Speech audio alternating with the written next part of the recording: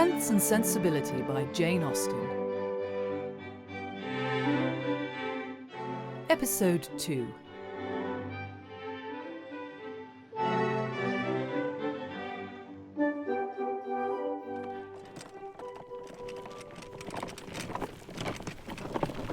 You are crowding me, Marianne. I am doing nothing of the sort, Margaret. Mamma, tell Marianne to move over. Mamma, please tell Margaret I am already pushed up against the window. Enough from both of you. Surely, Elinor, we must not be far now. No, I think this must be Barton Valley. I want to be the first to see the cottage. Margaret, you are standing on my foot.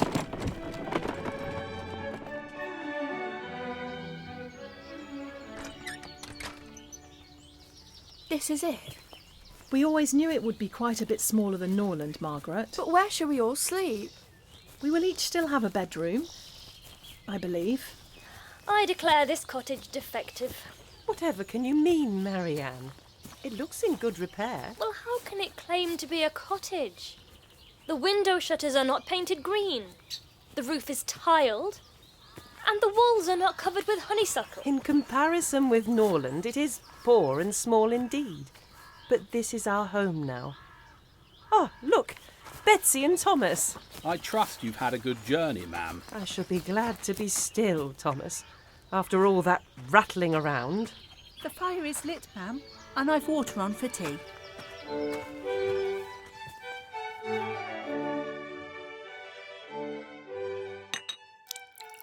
It is too small for our family, but we will make ourselves tolerably comfortable for the present.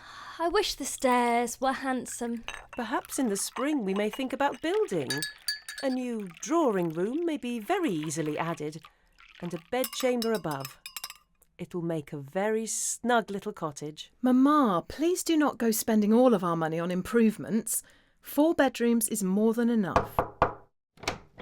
Sir John Middleton, ma'am. My dear cousin! Sir John, we cannot begin to thank you enough for the kindness you have extended. Oh, no, none of that. Not a word on that. And my word, the 3 Miss Dashwoods are so grown.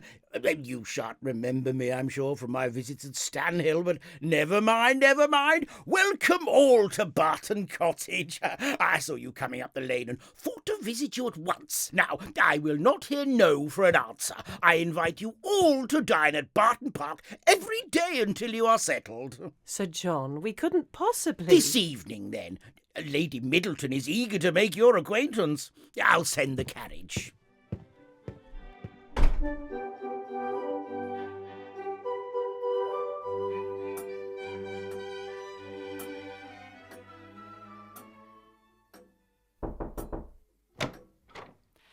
Mrs. Dashwood, Miss Dashwood, Miss Marianne Dashwood and Miss Margaret Dashwood for you, milady. Welcome. Do come in. Please take a seat. You are settling well at Barton Cottage, I hope. Yes, thank you, Lady Middleton. Very well indeed. Ah, there you all are. I am so delighted to have you all at Barton Cottage. I delight in collecting about me more people, especially young people. And the noisier you are, the better. Yes, Miss Margaret.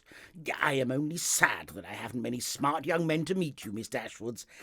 Fortunately, my dear mother-in-law, Mrs. Jennings, arrived in Barton not even an hour since, and she is the most agreeable, cheerful woman. Oh, and of course, there is my good friend Colonel Brandon, although he is neither very young nor very gay, but still I hope you will not find your evening so dull as you might have imagined.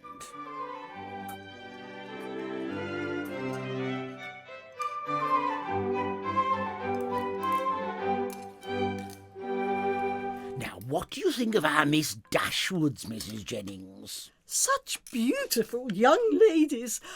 But tell me, which of you have left your hearts behind in Sussex, eh? Ah, now I see you all blush. Oh, come now, Miss Dashwood. What is his name? Do you think I cannot see your look, Miss Marianne? I see you have a fine pianoforte, Lady Middleton. Ah, You are musical, Miss Marianne? Marianne plays beautifully, Mrs. Jennings. Everyone says so. Well then, we must have a song.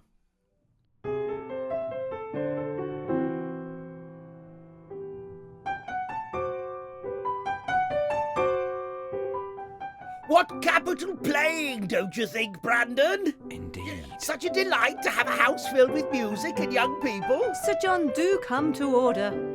Sorry, my dear. Sorry. Bravo, Miss Marianne, bravo. Now, tell me, do you know any Haydn? She has just performed a piece by Haydn. Oh, so you have. Forgive me, Miss Marianne, forgive me. I am remarkably quick in the discovery of attachments, Sir John, and unless I am horribly mistaken, our Colonel Brandon is already very much in love with Miss Marianne Dashwood. Look, he's in raptures with her. It must be so. I am perfectly convinced of it. He's a very good sort of fellow. Yes, it would be an excellent match, for he is rich and she is handsome.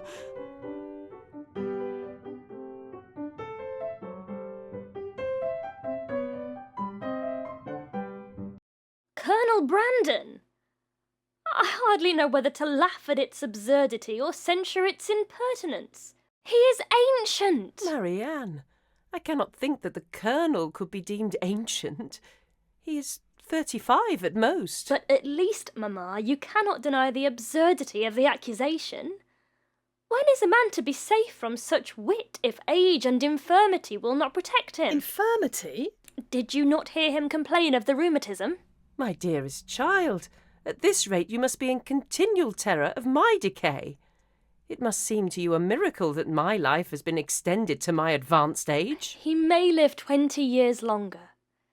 I should suppose if he were to marry a woman of 27, she might bring herself to submit to the offices of a nurse. I must object to your dooming Colonel Brandon and his wife to the constant confinement of a sick chamber merely because he chanced to complain yesterday, a very cold, damp day, of a slight rheumatic feel in one of his shoulders. But he talked of flannel waistcoats.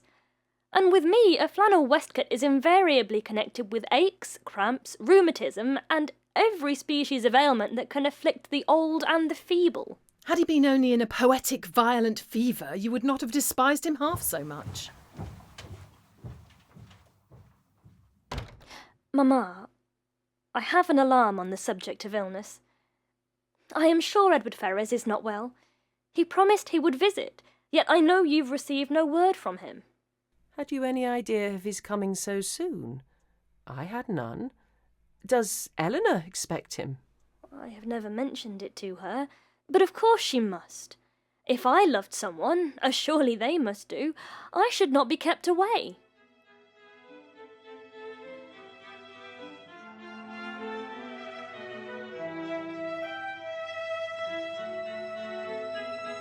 Oh, 2 whole days we have been confined to this cottage by the weather, Margaret, and I can bear it no longer. We will go for a walk to High Church Down. Get your bonnet. But Marianne, it looks like rain. Nonsense. Look, I see blue sky. And there, look, sunshine. It is a fine day for a walk. The ground will be muddy. I declare every threatening cloud will be drawn off from our hills. Come on.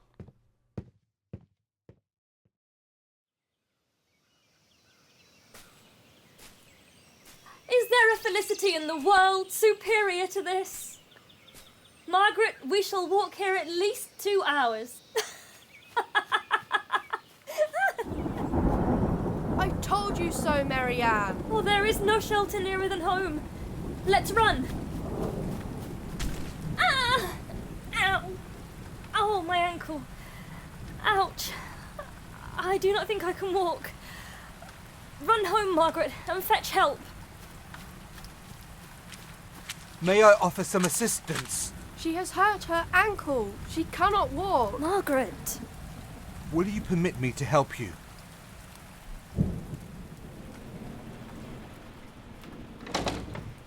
Marianne is hurt. Margaret, you are soaked through. He's carrying her. Do not be alarmed. It is nothing more than a sprained ankle, I believe. Here, sir. Set her down here. Margaret, I am well, Elinor. go to Betsy and get out of those wet things. Thomas, would you fetch some blankets? Yes, ma'am. I apologise for the intrusion. Not at all, sir. Thank you. Thank you. Would you care to sit? I can fetch some tea. Betsy? Oh no, madam, thank you. Lest I damage your chair with my wet coat. To whom are we obliged, sir, for bringing our invalid home? Willoughby of Allenham, ma'am. I hope you will allow me the honour of calling on you tomorrow to inquire after... Miss Marianne Dashwood. Miss Marianne Dashwood. Of course, Mr Willoughby. Until tomorrow, then. Oh, my dear child. He carried me. His is a good name, is it not? Willoughby and Allenham. Have not we said, Mamma, that that village is our favourite about us? How is your ankle, Marianne? His was a fine shooting jacket. Shooting jackets are quite becoming. The most becoming, I think, of all manly attire, are they not?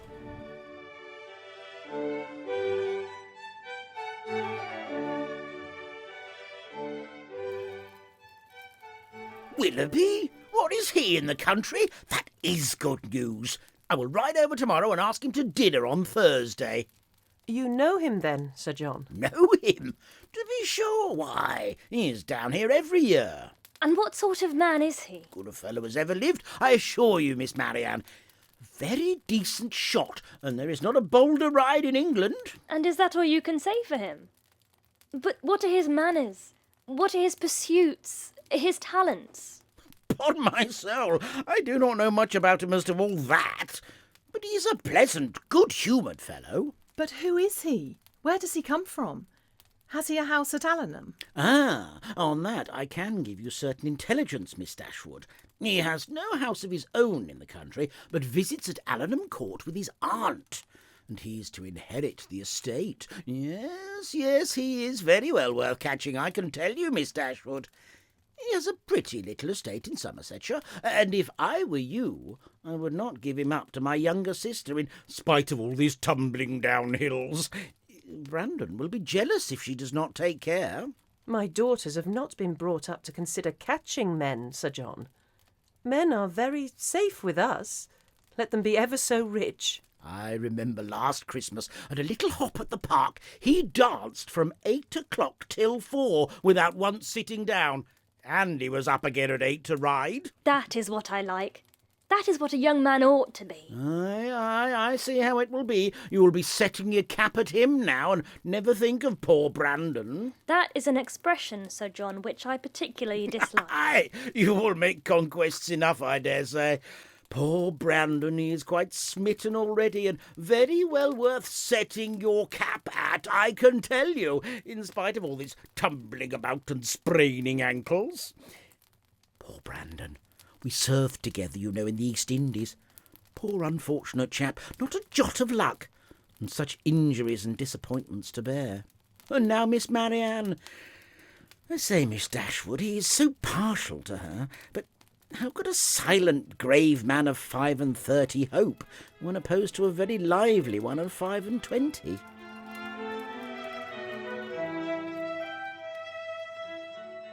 Willoughby did say he would call today, did he not? And I am sure he will keep his word, Marianne. It's Marianne's preserver. Look, it's him. Oh, Mamma, please do stop fussing with my hair. Mr Willoughby, ma'am. Mr Willoughby, you are most welcome. Thank you, Mrs. Dashwood. And how is Miss Marianne today? I am quite well, Mr Willoughby. Thanks to you. Please, do sit. I shall call for some tea.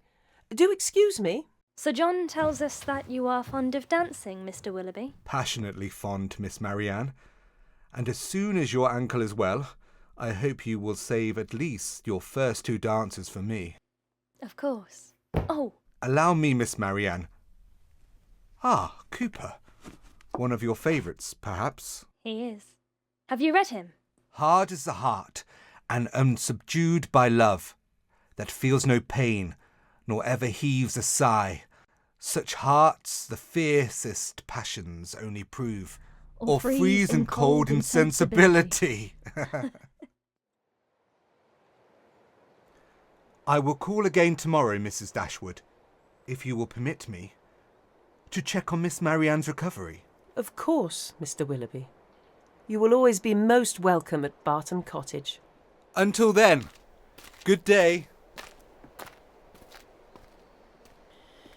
Well, Marianne, for one morning I think you have done quite well.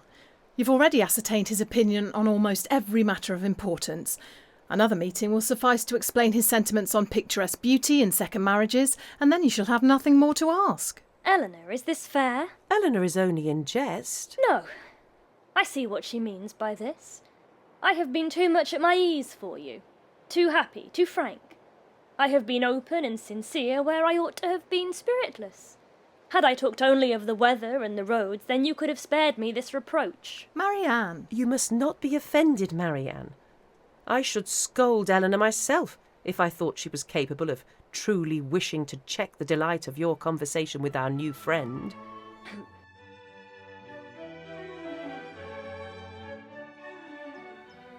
I think, Mr Willoughby, that you have now been to see us every day this last fortnight. You have been keeping count, Miss Marianne. It cannot have gone without your notice. Indeed. It has been my pleasure to see you recover a little more each day. It is in my own interest, of course, as I am waiting impatiently for my promised dances. We do not get so many visitors at Barton Cottage as we did at Norland. You make us sound like hermits, Margaret. Colonel Brandon called just this morning with some music for Marianne. Brandon is just the kind of man whom everybody speaks well of, and nobody cares about, whom all are delighted to see, and nobody remembers to talk to. That is exactly how I think of him. Do not boast of it, for it is injustice in both of you. He is highly esteemed by all the family at the park. Who would submit to the indignity of being approved by such a woman as Lady Middleton or Mrs Jennings? If their praise is censure, your censure may be praise, for they are not more undiscerning than you are prejudiced and unjust. In defence of your protégé, you can even be saucy. My protégé, as you call him, is a sensible man, and sense will always have attractions for me. Yes, Marianne, even in a man of 35. He has seen a great deal of the world. That is to say, he has told you that in the East Indies the climate is hot and the mosquitoes are troublesome.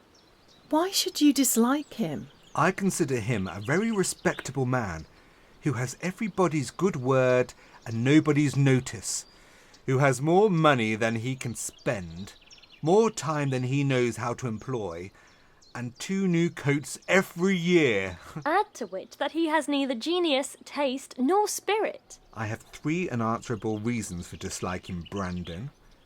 He threatened me with rain when I wanted it to be fine. He has found fault with the hanging of my curricle, and I cannot persuade him to buy my brown mare.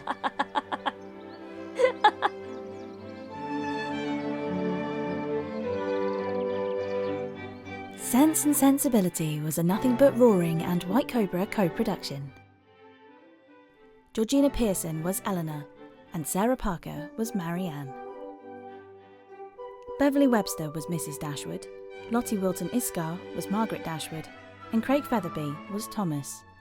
Laura Green was Betsy, John Myhill was Sir John Middleton, and Salli Belsham was Lady Middleton. Jude Wilton was the Middleton's servant, Sue Whyte was Mrs Jennings, Geoff Davies was Colonel Brandon, and Siôn Grace was Mr Willoughby. Sense and Sensibility was adapted by Rebecca Cockcroft from the novel by Jane Austen. Edited and produced by Nothing But Roaring for White Cobra.